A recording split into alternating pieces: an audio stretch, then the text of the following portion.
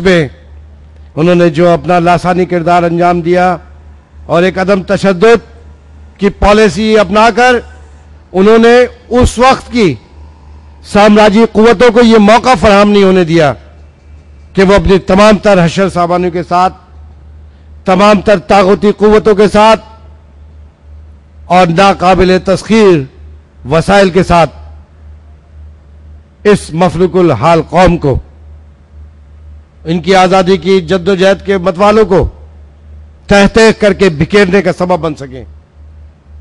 یہ ایک عظیم کامیابی تھی کہ آپ نے اپنی پوری قوم کی طاقت اور توانائی کو مجتمع کر کے رکھا اور ایک ایسی جنگ آزادی کی داغ بیل ڈالی، اور ان کے ساتھ جو اکابرین تھے ان کے بارے میں تو آپ کو معلوم ہی۔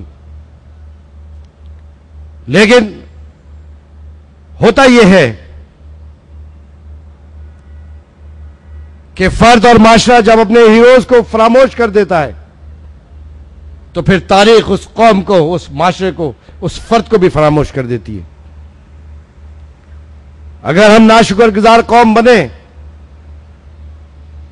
تو اس کی وجہ یہی تھی کہ ہم نے اپنی جنگ آزادی کے ہیروز کو بے توقیر کر کے رکھ دیا، ان کا نام لینا محال بنا دیا۔ مجھے یاد ہے کہ جب بھی باچا خان کا نام لیا جاتا تھا، جب خان عبد الولی خان کا نام لیا جاتا تھا، جب سائن جیمز سید کا نام لیا جاتا تھا تو ایک قانون ہوتا تھا DPR defence of Pakistan rule کے تحت بند کر دو ان کو۔ یہ تو جہاں پر اتنی صوبائی اکائیاں ہوں، جہاں پر اتنی لسانی تقسیم موجود ہو اور پھر مذہبی تقسیم ہو، پھر مسلکی تقسیم ہو، چھوٹے چھوٹے خانوں میں بانٹ دیا جائے، تو وہاں پر تو پھر ایسے ہی لیڈرشپ چاہیے ہوتی ہے جیسی باچا خان کی لیڈرشپ تھی۔ پختون قوم صرف باچا خان پہ فخر نہیں کر سکتی، باچا خان کے اوپر ہر وہ شخص فخر کر سکتا ہے اس کرۂ ارض کا جو بنی نوع انسان کی امن اور سکون اور سلامتی کی کوششیں اور کاوشیں کر رہا ہے۔ ہاں، پختون قوم فخر نہیں کر سکتی، لیکن یہ اعزاز پختون قوم سے کوئی چھین نہیں سکتا کہ باچا خان جیسی عظیم قداور اور ایک آفاقی فلسفی رکھنے والی شخصیت اس قوم میں پیدا ہوئی۔ یہ اعزاز آپ سے کوئی نہیں چھین سکتا۔ دیکھیے، احساس محرومی یعنی قائد اعظم محمد علی جناح نے جب پاکستان بنایا تو پاکستان کے خلاف تو باچا خان اگر ایک دلائل دے رہے تھے تو پاکستان نہ بنانے کے دلائل اور جماعتیں بھی دیتی تھیں اور پھر مذہبی جماعتیں بھی دیتی تھیں، لیکن ان کے اوپر کبھی بھی غداری کا الزام نہیں لگایا گیا، بلکہ وہ تمام مسائل میں براہ راست شریک ہوتی رہی۔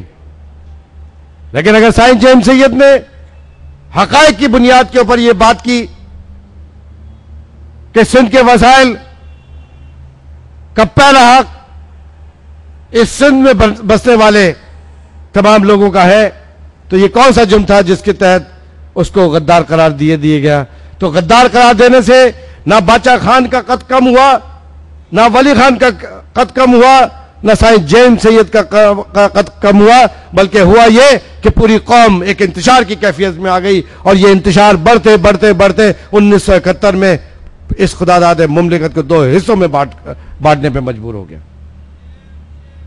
جب بھی ناانصافی کا یہ عمل ہوگا، جب بھی کوئی سننے کے لیے تیار نہیں ہوگا، تب یہ واقعات ہوتے رہیں گے۔ انسانی تاریخ بھری پڑی ہے ان واقعات سے، لیکن سبق حاصل کرنے کے لیے کیا کرے کہ دیکھنے والی آنکھیں نہیں ہوتی۔ اقتدار کے سنگھاسن پہ جو 3 چیزیں جو چھن جاتی ہیں، ان میں سے ایک چیز جو سب سے پہلے چھنتی ہے وہ حکمرانوں کی آنکھیں ہوتی ہیں جو چلی جاتی ہیں، انہیں پھر نظر کچھ نہیں آتا۔ اس کے بعد دوسرا حملہ ہوتا ہے کانوں پر، پھر وہ کان چلے جاتے ہیں، پھر سنائی بھی کچھ نہیں دیتا، پھر یہ حملہ دل کے اوپر ہوتا ہے، پھر وہ اپنوں سے بیگانہ ہو جاتے ہیں۔ پاکستان کا المیہ بھی یہی رہا کہ جس کا جو حق ہے اس کو دے دینا چاہیے۔ وہ جب آپ اس کا حق پورے انصاف کے ساتھ بھیک اور خیرات میں نہیں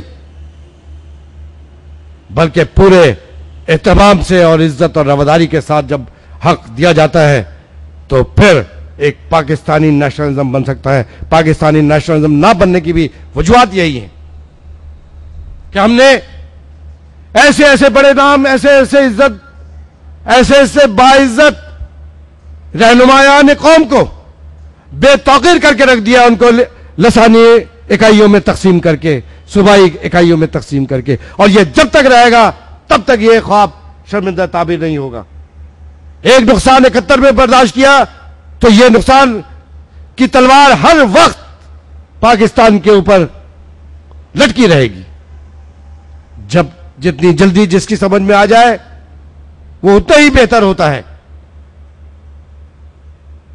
سہمی ہوئی خاموش فضا ہے، سوچ پہ جیسے پہرے ہیں، سہمی ہوئی خاموش فضا ہے، سوچ پہ جیسے پہرے ہیں، میری زباں پہ حرف نہیں یا دنیا والے بہرے ہیں۔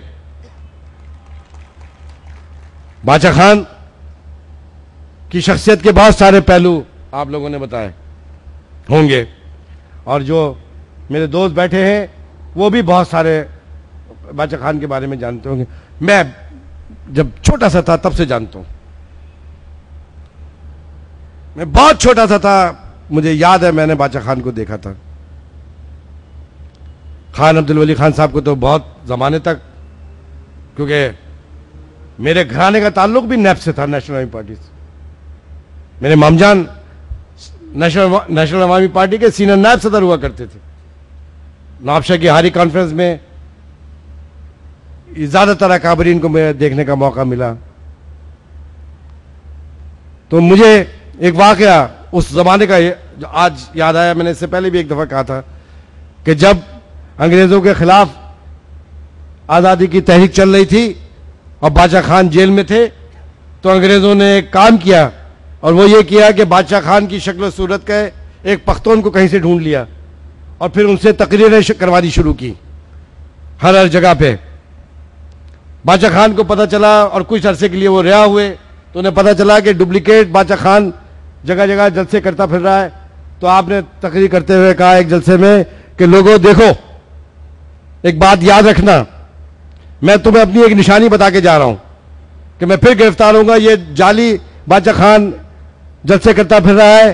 اس نشانی کو ہمیشہ یاد رکھنا کہ پوری دنیا کے اندر میں واحد باچا خان ہوں جس کے ہاتھ گھٹنوں سے نیچے تک جاتے ہیں، اور یہ کہہ کے انہوں نے بتایا تو باچا خان صاحب جو تھے ان کے ہاتھ گھٹنوں سے نیچے تک جاتے تھے۔ یہ میری نشانی ہے، جب بھی کوئی باچا خان آئے تو اس سے کہہ رہا ہے کہ ہاتھ گھٹنوں تک نیچے کر کے مجھے ضرور دکھائے۔ تو پھر انگریزوں نے وہ جو جعلی باچا خان تھا اسے پھر چھپا دیا۔ لیکن بہرحال عدم تشدد، جیسے میں نے بتایا، گزرے کل بھی اور آج بھی اور آنے والے کل میں بھی، عدم تشدد بزدلی کی علامت نہیں ہے۔ شجاعت کا مطلب، بہادری کا مطلب قتل و غارت گری نہیں ہے،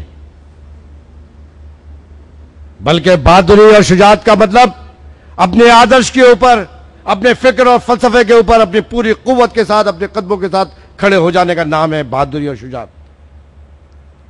عدم تشدد ایک بہادری کا،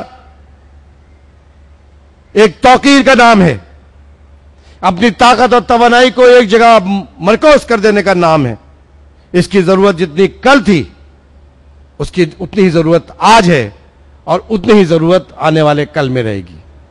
ہمیں ان اکابرین کے خیالات سے، ان کے بتائے ہوئے اصولوں کے ساتھ اپنی زندگی کے، اپنی معاشرتی زندگی کے، اپنی قومی زندگی کے دھاروں کو ٹھیک کرتے رہنا چاہیے۔ ہمیں صرف اپنے مرکزے کو ٹھیک کرنا ہوگا، باقی خود بخود یہ قوم اپنے راہ پہ پہنچ جائے گی، ورنہ ہم इसी तरह गुमगुश्ता राहों में घूमते रहेंगे, इसी तरीके से हम कशकोल लिए घूमते रहेंगे, इसी तरह कोई भीख में और खैरात में कभी हमें हमारी सलामती देगा, कभी कोई हमारे बच्चों के पेट को भूख मिटाने के लिए रोटी देता रहेगा। लेकिन इस तरह भीख के ऊपर कौमें ज़्यादा देर तक जिंदा नहीं रह सकती। ये तारीख का मुसल्लमा उसूल है जो जितनी जल्दी जान ले। बादशाह खान की, जैसा उन्होंने बताया कि एमकेएम ने, फारूक सत्तार साहब ने पहली पॉलिसी, पहला ब्रिज उनके नाम से मंसूब किया। यह बहुत बेहतरीन काम है, अपने हीरोज को कभी नजरअंदाज नहीं करना चाहिए।